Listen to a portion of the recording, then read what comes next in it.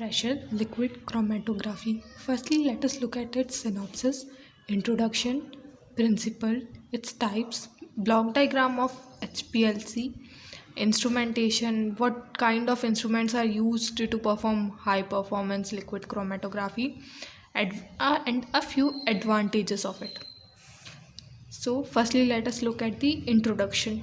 HPLC is a chromatographic technique used to separate a mixture of components in analytical compounds and biochemistry with the purpose of identifying, purifying, or quantifying the individual components of the mixture.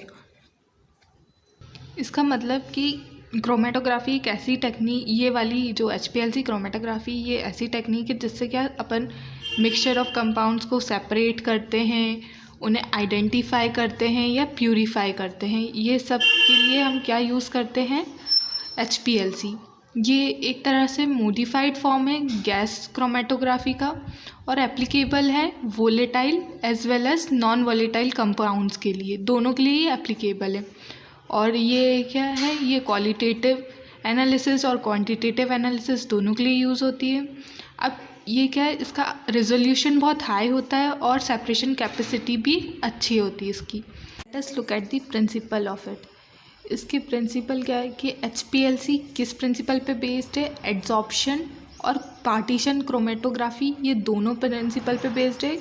लेकिन ये क्या depend करता है stationary phase में कि ये adsorption chromatography का principal लगाएंगे इसमें या पार्टीशन क्रोमेटोग्राफी का।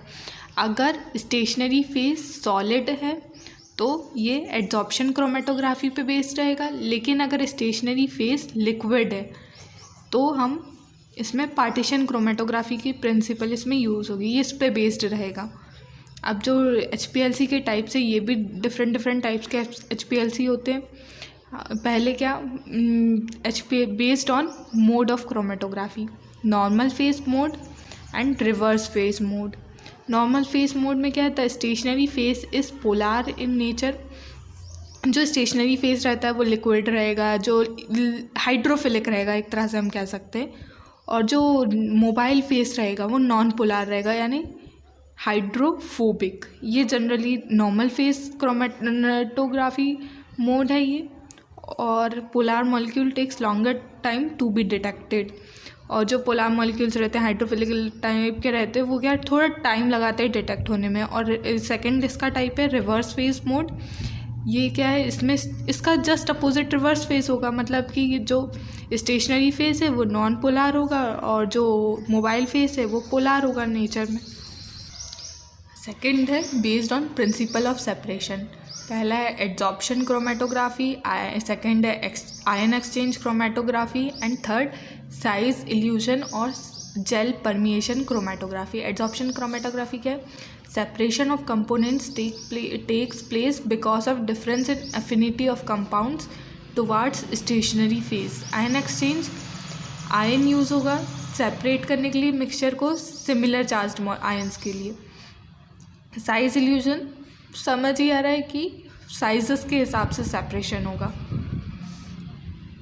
इल्यूशन टेक्निक, दो based on evolution technique, आइसोक्रेटिक separation, gradient separation, ये भी दो टाइप के होते हैं। आइसोक्रेटिक क्या है, the same mobile phase combination is used through out the process of separation, the same polarity evolution strength is maintained through out the process. And gradient separation, a mobile phase combination of lower polarity elution strength is used followed by gradually increasing the polarity. आइसोक्रेटिक separation क्या है, जिसमें same polarity का या same polarity या evolution strength use होगी, maintain रहेगी पूरी process में, और जो मोबाइल फेज का कॉम्बिनेशन है वो भी पूरी प्रोसेस में सेम होगा। लेकिन ग्रेडियंट क्या, चेंज होता रहेगा, हम इंक्रीज़ करते रहेंगे पोलैरिटी टाइम के साथ। अभी क्या है, फोर्थ है based on scale of operation. तो ये क्या है, दो टाइप के ये भी हैं, एनालिटिकल और प्रिपरेटिव। एनालिटिकल में क्या होगा, जहाँ पे हम केवल एनालिसिस होगा सैंपल का, रिकवरी नहीं होगी सैंपल की। लेकिन प्रिपरेटिव में क्या होगा, जहाँ पर individual fractions of pure compound can be collected using fraction collector. यहाँ पे क्या हम कलेक्ट भी कर सकेंगे जो कंपाउंड है उसे फ्रैक्शन कलेक्टर की हेल्प से। इसका फिफ्थ टाइप है, फिफ्थ टाइप का है based on type of analysis. तो ये ऑब्वियसली दो टाइप के होते हैं, क्वालिटेटिव और क्वांटिटेटिव एनालिसिस। ये क्वालिटेटिव एनालिसिस के लिए भी यूज़ होता है, क्वांटिटेटिव एनालिसिस के लिए भी यूज़ होता है। तो ये 5 तरह से अलग अलग टाइप में सेपरेटेड है। फर्स्ट है मोड ऑफ क्रोमेटोग्राफी, सेकंड हो गया प्रिंसिपल ऑफ सेपरेशन, थर्ड हो गया इल्यूशन टेक्निक, फोर्थ हो गया स्केल ऑफ ऑपरेशन, फिफ्थ हो गया टाइप ऑफ एनालिसिस। और इनके भी फर्दर टाइप्स हैं जो थोड़े से याद करने पड़ेंगे। अब इसका ब्लॉक डायग्राम कुछ ऐसा है, रिजर्वॉयर है यहाँ पे, देन पंप है, ये ग्रेडियंट कंट्रोलर है जहाँ पे हम जैसे कुछ सैंपल डाला या मोबाइल फेस है उसको कंट्रोल करने के लिए, right. Reservoir, then pump, mixing chamber, solvent conditioning column, injector, pre column, fraction collector, यहाँ पे हम सब कलेक्ट करेंगे, रिकॉर्डर, डिटेक्टर, एनालिटिकल कॉलम।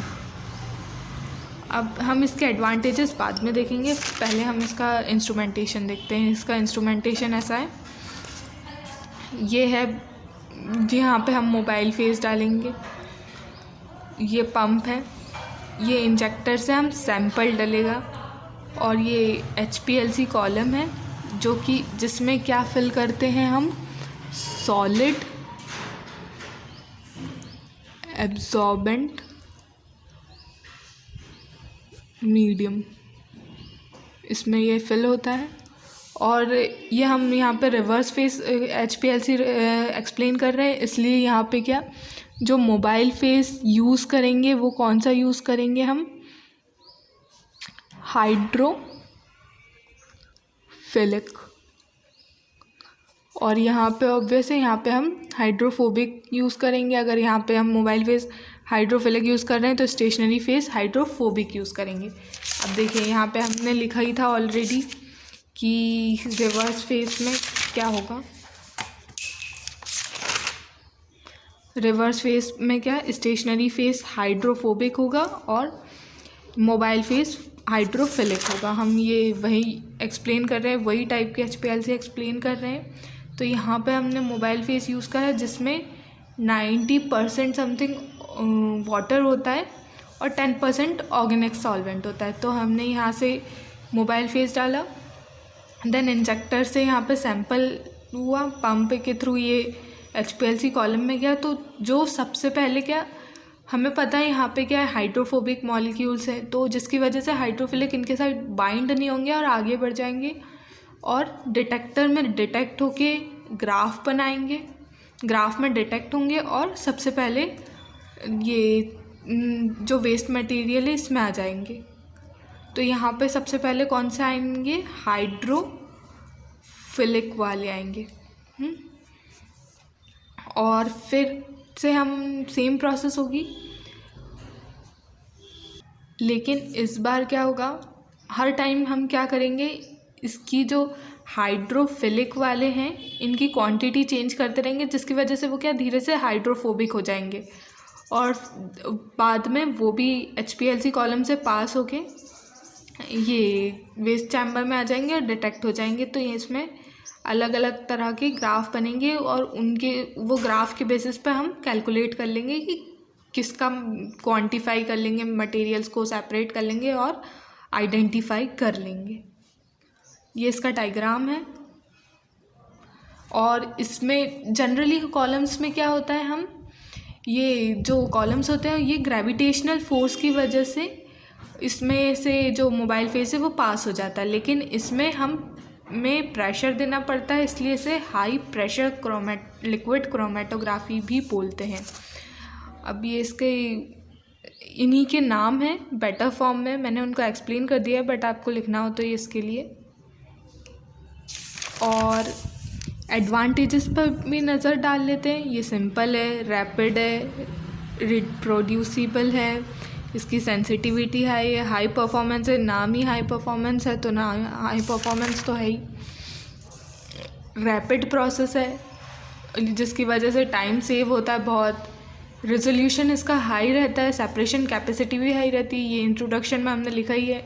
और ये क्या एनालिटिकल और प्रिपरेटिव पर्पस दोनों के लिए यूज़ होती है। मतलब अपन चाहें तो इसका फ्रैक्शन कलेक्टर में हम उसका वेस्ट कलेक्ट भी कर सकते हैं, और ना चाहें तो हम नहीं भी कर सकते हैं। कहीं ये इधर हमने पढ़ा ही है कि ना, where only analysis of sample is done, recovery of sample is not done. ठीक है, इसमें हम दोनों टाइप के पर्पस के लिए HPLC हम यूज़ कर सकते हैं। ये इसका ब्लॉक डायग्राम हो गया।